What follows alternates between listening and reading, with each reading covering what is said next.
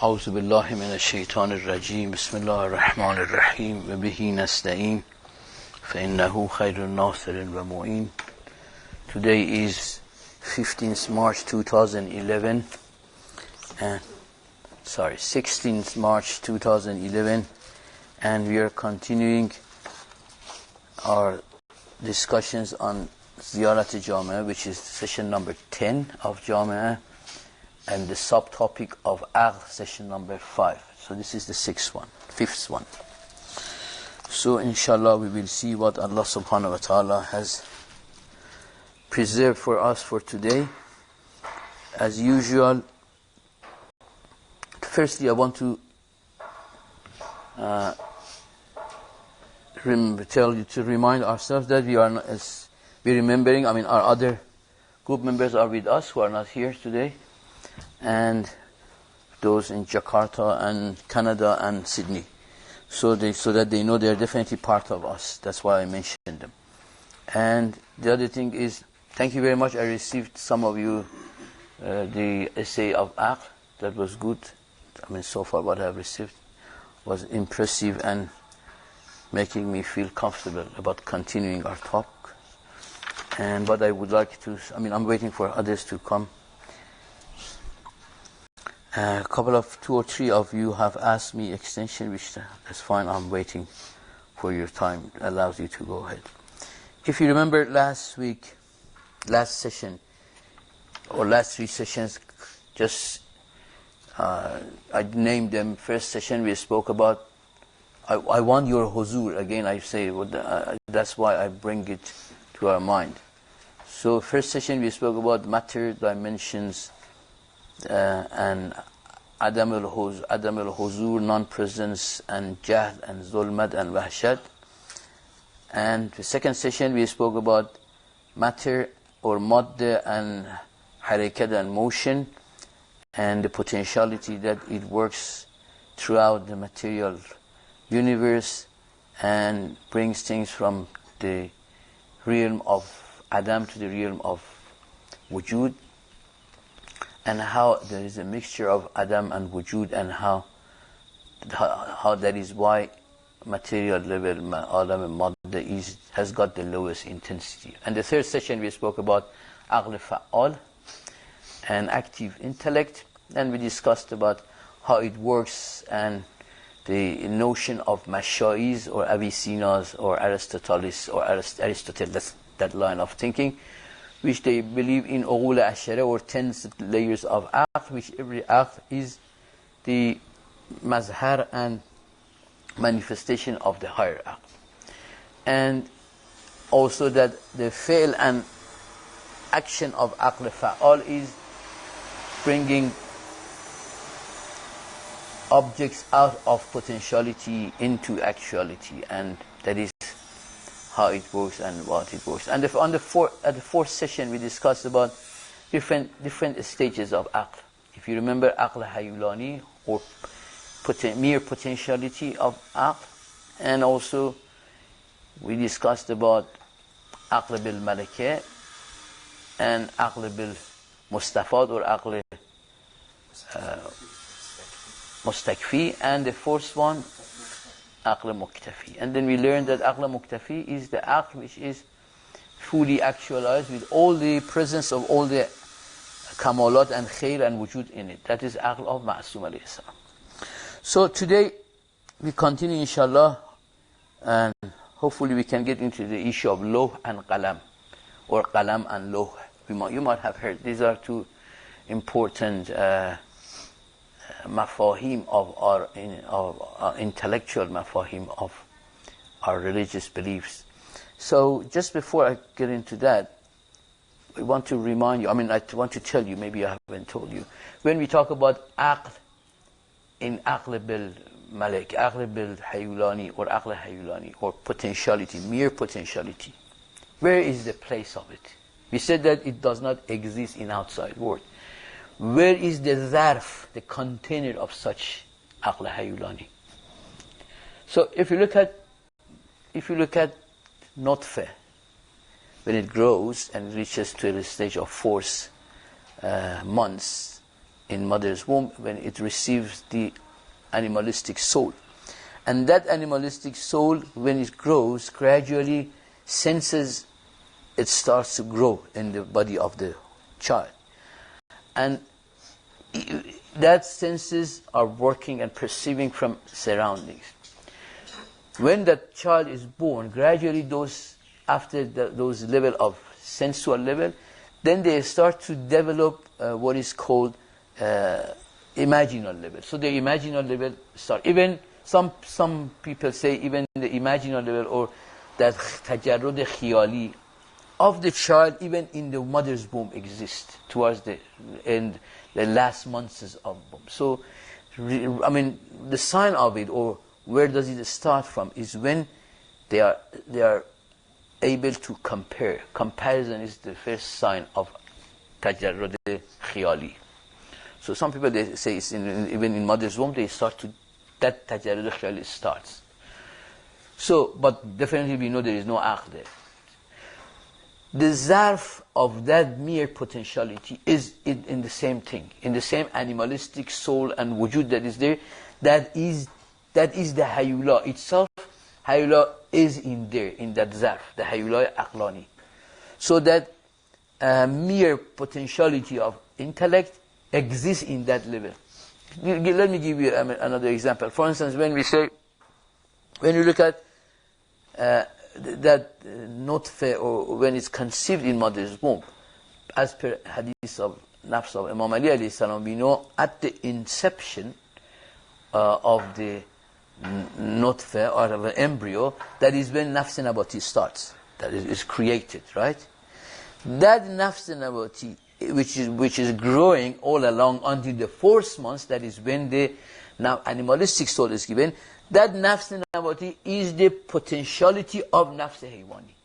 So nafs haywani, we know that before it comes, before it is given, it is only there is a potentiality, which is mere potentiality, which is matter, which is hayula without surat, right? And we discussed about what is hayula or matter without surat. Basically, when we say matter, it might be a bit confusing, because matter or madde is when hayula has taken surat. Surat jasmani is there. That is why it has become madde. So the one step before matter is hayula, when the surat of material surat is not given to it yet. So that hayula of animalistic soul is within that nafs nabati in the child, in the mother's womb. Do you see what I'm trying to say? While you do not see any external existence of animalistic soul, but the zarf of that animalistic soul is that plantic soul. When it reaches to animalistic soul, when the animalistic soul is actualized and came into external wujud, that when it grows gradually, that human soul is within that animalistic soul before the child is born. Because we know child is given, when it's given birth to the child, that is when animalistic, when intellectual or human soul is given.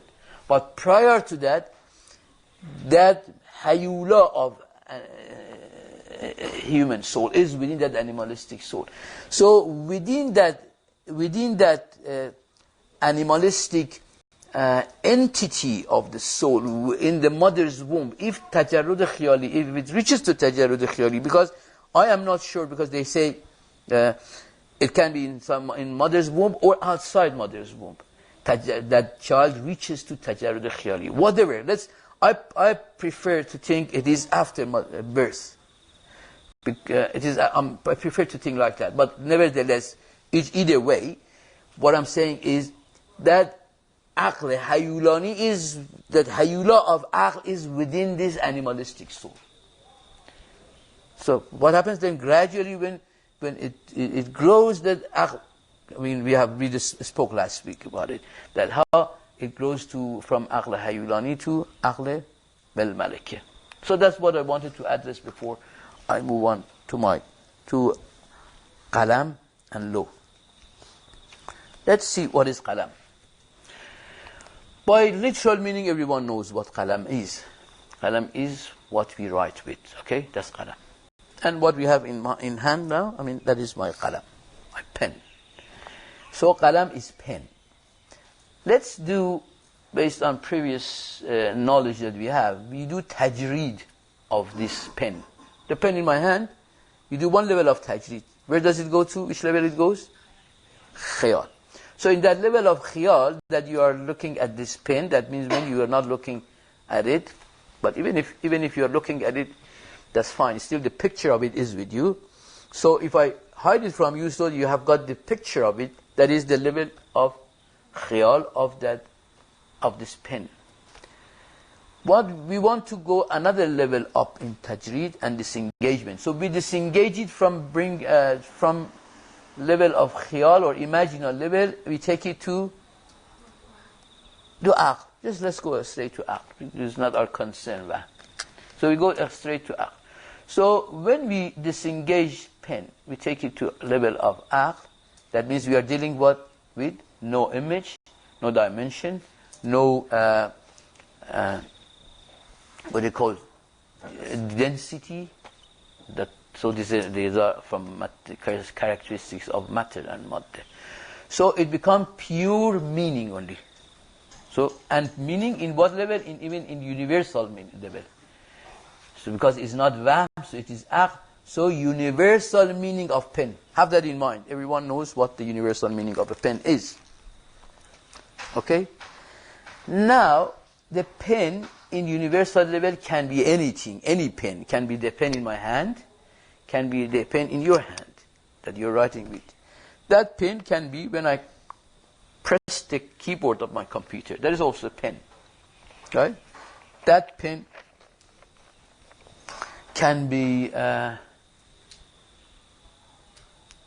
you can imagine of many other types of pen which carry, and you can call it pen, but it still be very different from the pens we have in hand. It can be like my computer, my mobile when I'm working with it, different types of pens they usually have. Now let's look at pen in an aspect of it, which is intellectual pen. We all can imagine an intellectual pen. Not only pen in intellectual level, but pen as an intellectual pen too. What does that mean? That means a pen by which it does write. How an intellectual pen works. We learned, and for some time now we have learned, that aql is what brings objects from potentiality to actuality. So it is the work of aql. So it is the intellect. Let's imagine, take a seed as an example. The seed, when you put it under the earth, and when it is planted and then it starts to grow, what is growing it? What is bringing it out of the potentiality? Aql. Basically here there is what is called seed. What is called seed, and this seed is coming out into realm of external realm, because all those potentialities were in the realm of Adam.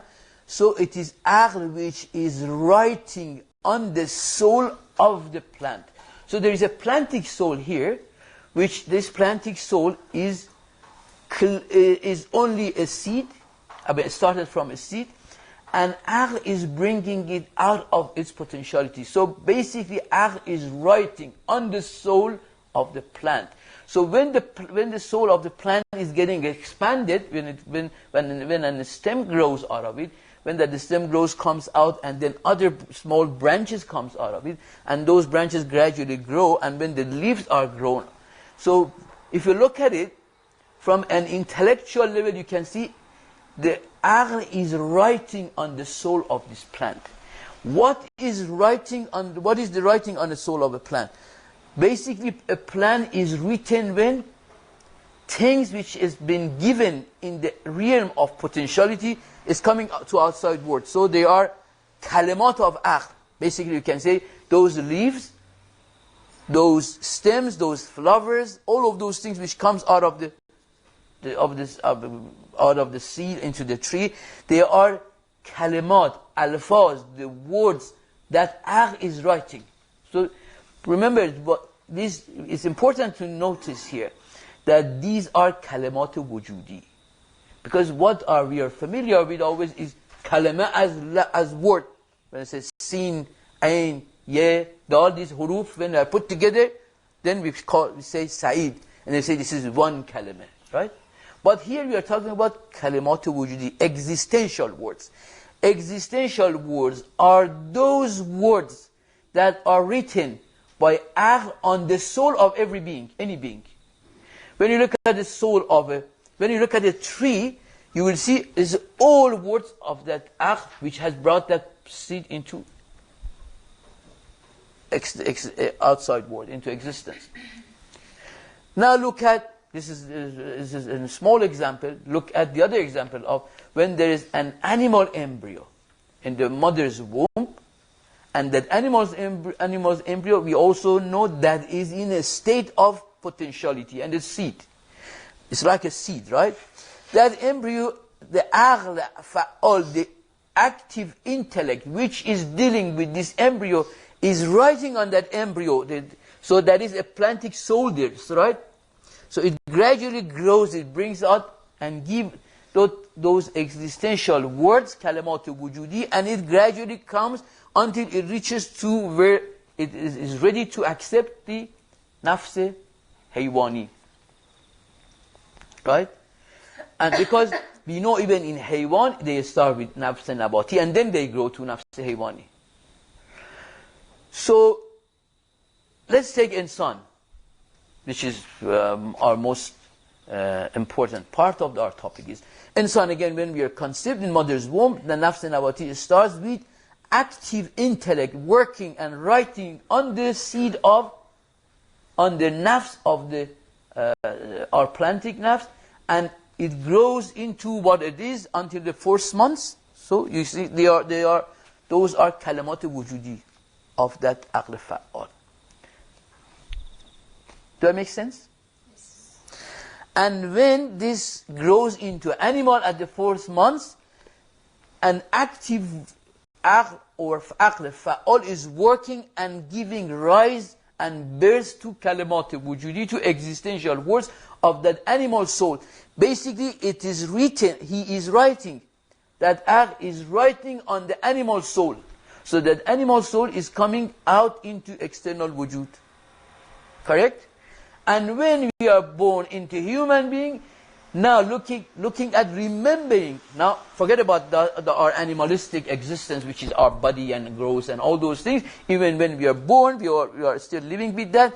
But when, as per the meanings that we learned about from Hadith al-Nafs of Imam Ali alayhi salam, that human soul gradually coming out of potentiality, in knowledge-wise, experiment-wise, and all those things which give rise to our humanity, that those start, aql fa'al is working on that potentiality and bringing, and it's writing our wujud, is writing our existential words in us, on our nafs insani.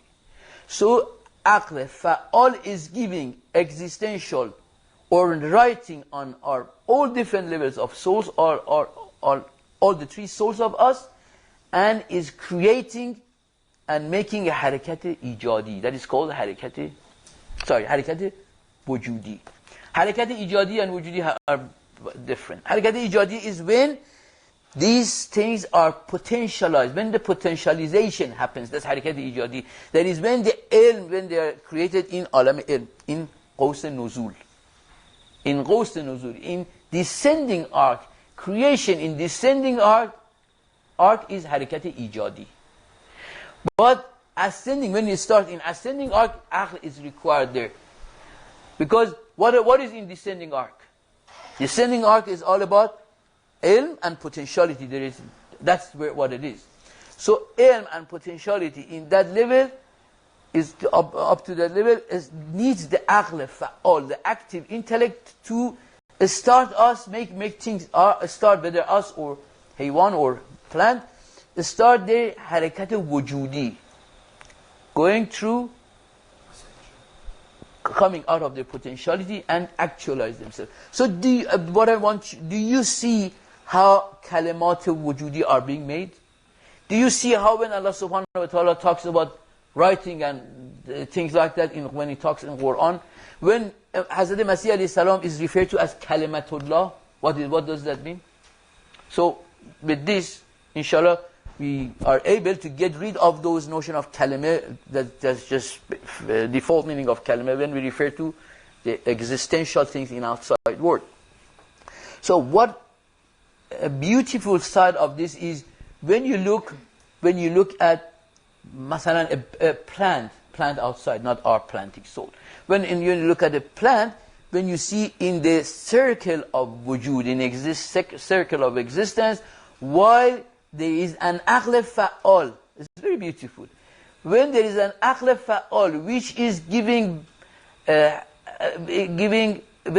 which is writing on the soul of that planting soul and bringing that plant or bringing that into actuality, which is giving harakat to it, which is writing on it, writing on that soul. At the same time, when it gradually grows, and in the process that tree is coming outside into the Ghaus Su'ud, at the same time, if you look at it, intellectualize it, you will see that in that very tree, some other stuff are coming down from Ghaus Nuzul. That is when those seeds inside the fruits of that tree are being shaped. So it's the whole circle of wujud, circle of existence is happening in that. Not only in the plant, it's happening in an animal embryo, and also is happening in a human embryo, and then gradually when we are grown, when we are born, when we are growing,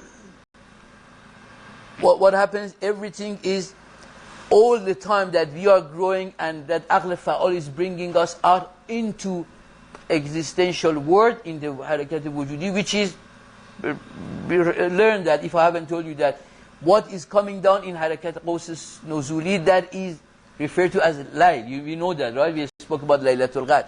But the other side of it, when we come into, is Yawm. Yawm is zarf of zuhur of potentiality. Yawm, which means day, as opposed to layl, which is night, is when potentialities are coming to actuality, when they are manifesting in outside world. Salawat bar Muhammad.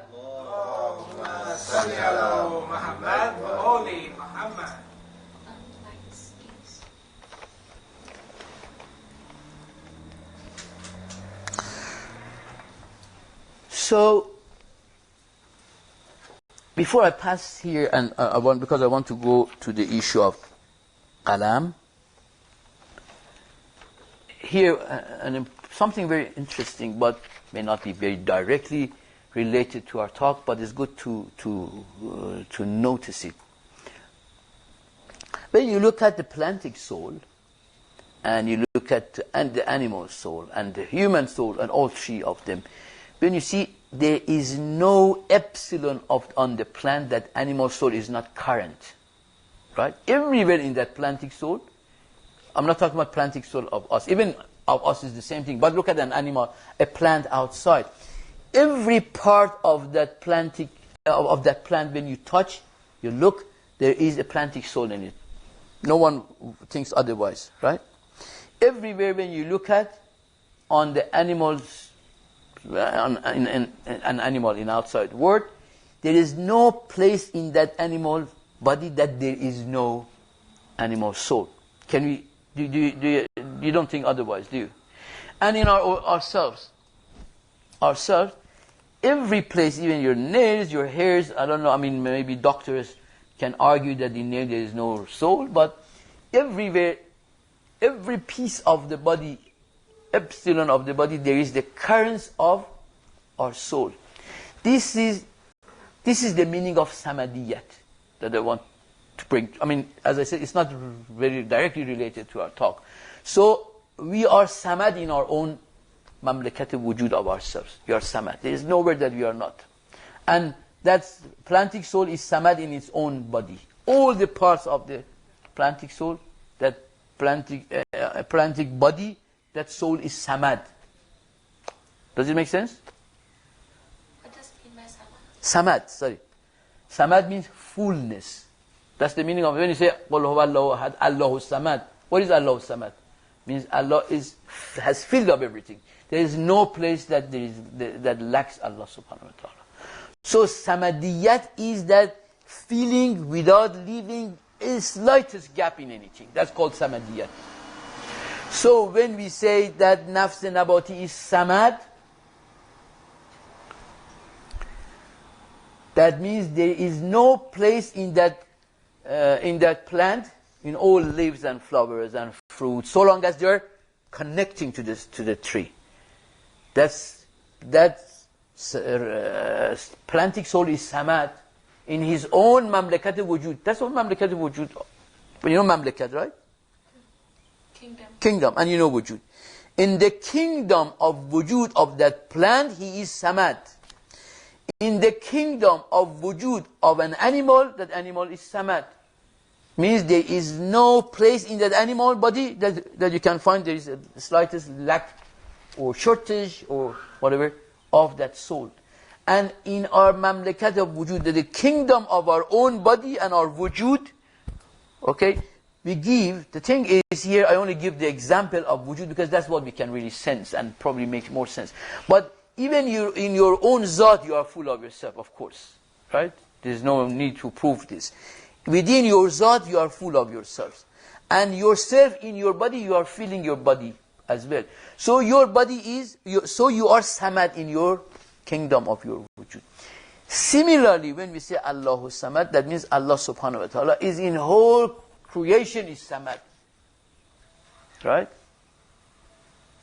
So, بقول آقای حسن زاده, بقول means quoting from someone. بقول آقای حسن زاده, ففهم. Right? Fafham means what? You understand the meaning of it? Understand. Then understand. Samadiyat of nabat, samadiyat of animal, samadiyat of insan, and samadiyat of Allah. Okay? Samadiyat of kainat. No, but kainat, we are assuming there is one Allah subhanahu wa ta'ala and He is samad. Right? So, I thought I wanted to tell you this. Now let's look at qalam. I want to start with the example of bazr again, seed. When you look at this is example, and you know that examples have a lot of shortcomings from many aspects. But from the aspect that I want to bring it is this. When you look at the seed, when you put a seed under the earth, what happens? Gradually, this seed becomes the root or reshe in Farsi we say. It becomes the root. That starts to grow stems out of the earth. There's one stem that becomes gradually the main trunk. But of course at the beginning is very small and tiny, but then it gradually starts, that becomes the main trunk. How big, that's irrelevant, but there is one main trunk in the tree. But from that main trunk or one main stem of the tree, gradually starts other branches and leaves and many sub-branches comes out of it. So, we take that root to be qalam. What is giving that all those things to the main trunk? The root. Right? Root is writing in the main trunk. Whatever, remember now, because my previous introduction, muqaddamah, was to say whatever that comes out of these trees is our kalimat wujudi, our existential kalimat. So basically, the root is writing all those kalimat inside the main trunk. You follow me? If you can reverse, imagine, it happens in the outside world, in movies, in the video clip, we can reverse it. If you reverse, you see all those, gradually all those leaves and fruits and flowers gradually reverses, goes back to the trunk. So it's obvious that it is coming out of the trunk. So all those words are written by root inside the main trunk, and they are written in alam ijmal. They are written ijmali, means they have no tashakhus. If you cut the stem when it's still very thin, you don't see any of those kalimat, which are leaves. So I want you to make equivalence. Kalimat means leaves for the tree. Leaves and flowers and all those things which comes out. So all those kalimat of the tree are written in the main trunk. So the root is being qalam and the trunk is being low. Right? Low is accepting all those kalimat wujudi. Low or tablet, if you translate it into English, pen and tablet. Intellectual pen, we understood what intellectual pen is. Intellectual pen is writing on intellectual tablet, which is low. So all the kalimat wujudi, existential words of that tree is written inside the main trunk. Correct? No confusion? Clear? And what happens? This law itself starts to write on sub-branches. Because let's assume from that main trunk, 4 other branches come out, which from each of those branches, some other sub-branches and leaves coming out. So that main trunk is writing on those sub-branches. So here that law becomes qalam itself. Okay? So this is existential qalam and existential law. Does that make sense? Okay? So what was the main qalam? The root. That is called qalam a'la. Qalam a'la is what? A'la means highest level. That's a'la. Yes, Dr. Muhammad? A'la means highest level. Highest level. That is highest level. Qalam a'la was the root who wrote on the main trunk, which was Lawh Mahfuz, which wrote on the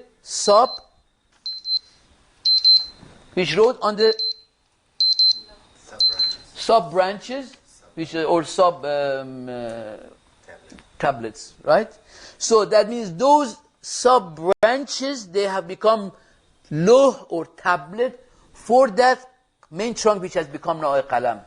And those sub-branches themselves, which were tablet, now they become qalam and they write on other leaves and flowers. And if you understood, loud salawat. If not, salli ala Muhammad.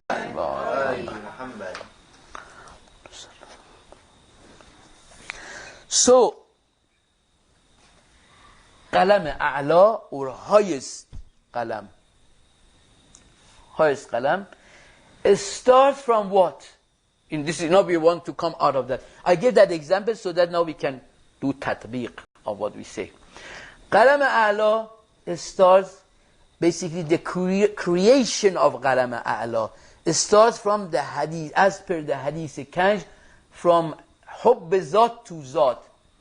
Or we read that hadith. How much time do we have? Sorry, I don't want to enter a discussion that I cannot come out of it. We have around 15 minutes.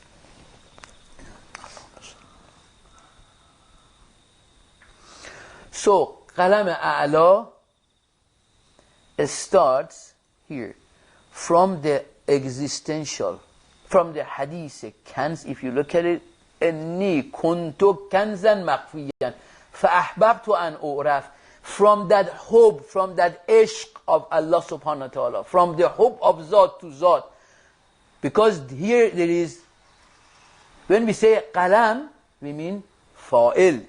When we say law, we mean qabil, right? There is the fa'il, which is required for a qabil. What is qabil? Receiver. Fa'il. Fa'il, which is what it gives asar. It gives effect. And qabil is what it takes effect and nourishes that. Like, it's like the example of rain and earth. Rain is fa'il and earth is qabil. So qalam is fa'il, lawh is qabil. So we understand fa'il and qabil. Sajid, no problem? So, from the hub of Zat to Zat, all the Asma'ullah are here in Asma of Allah subhanahu wa ta'ala. From that hub are restless to become qabil. They are restless to receive, to be written on. Okay? Asma'ullah, because of hub Zat to Zat, because of the love of Allah to Himself, because of love of Himself to Himself.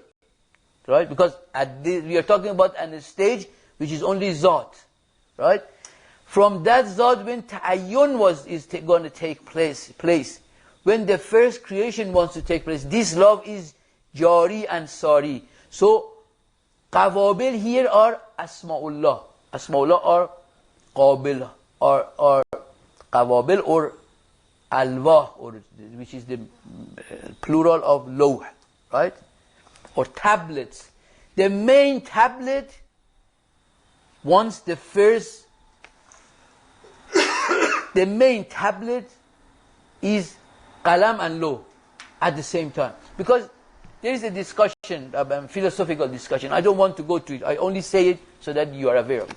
There is a discussion. Mullah Sadra has discussed about it, and other people have discussed about it. Whether qalam can be lawh as well or not. Whether qalam, the first qalam, yeah, can it be a lawh as well or not? But that's too complicated issue. Some of the things I say is maybe in your studies elsewhere you might reach to these things. Be aware that there is such discussion as well. So anyway, but as per hikmat mutaliyah, Mullah Sadr has answered it very, very, very good and reasonably. This can be, the first qalam has created from the love of Allah subhanahu wa ta'ala. And that first qalam is Sadir Awwal. What is Sadir? First Sadir. Sadir means first created. The first created. Awwalu ma khalaqullahu al-aql. We have that. Awwalu ma khalaqullahu nuri. Awwalu ma khalaqullahu qalam. We have heard these are some ahadith. So they are referring to what? Means the first fa'il, or the first qalam, the first writer. Noon wal qalam. What is the rest of it, Dr. Muhammad? Fama yasturun. What is yasturun? Means satr by satr. You know satr, line. Noon wal qalam wama yasturun. And what it writes means gives tafsil. Yasturun refers to tafsil and ijmal. Ijmal or laf and nashr. You remember that? What was laf? Laf is a state of things in that besatat of, like in the trunk is laf. But all those leaves and branches and things are the nashr. Okay? So, salawat bar Muhammad.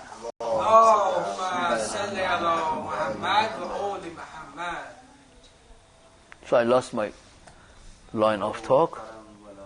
Yeah, qalam was yasturun. That is, that qalam is writing tafsil of alam. Okay? Qalam is writing the tafsil of alam. So it means the whole alam is in a state of, because what happens basically, I know there is no time, I can't continue this talk. I can't. When I look at the horizon, I can see it's getting darker and darker. So I sort of, I just try to repeat the same thing so that it sinks in, and then inshallah next session I start, because I have to stop soon. So this much we said, and this much we learned, and this much we concluded, that qalam is fa'il and lawh is qabil. And we also see that in external wujud, intellect is writing kalimat wujudi on the nafs. Right? And even there there are verses of Quran that maybe any of you guys can remember, that when it refers to that in Qiyamah, you read your own nafs. That is what is written in you. Do you remember any of them, or do I search?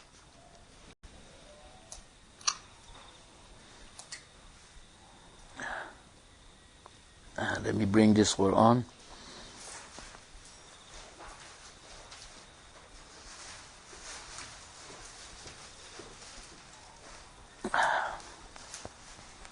Hasiba.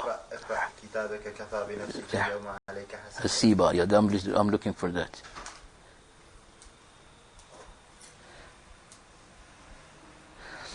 In Al-Isra, verse number 14. اقرأ كتابك كفى بنفسك اليوم عليك حسيبا.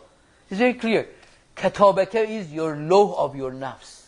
So basically, it's not that none of us think that when we go to Barzakh or to Qiyamah, or this should be about Qiyamah, that we are reading something as such, like the way you read from a piece of paper. Basically, reading here is when you read your own self, all your what you have created in your nafs. So what we have written in our nafs is what we see in the hereafter. So our nafs is low. So aql fa'al is writing on our nafs. Aql is writing on nafs of all of us. So basically, nafs before, insan, before potentialization. Potentialization is qaws al-nuzul. In that level is potentialized, but in qaws al-suud is written on. So that means external wujud means kalimat wujudi, means when kalimat wujudi is written on us. So we are full of kalimat wujudi in hereafter. And we are living with our own kalimat wujudi, whatever we have written on us.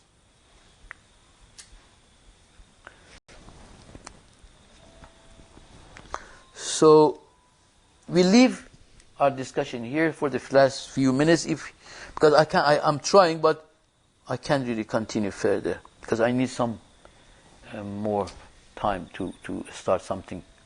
We are not in a hurry. Yeah, we are not in a hurry, yes. So we bear Muhammad al Muhammad salawat. Allahumma salli ala Muhammad wa ala Muhammad. By my religion, it is salat time now.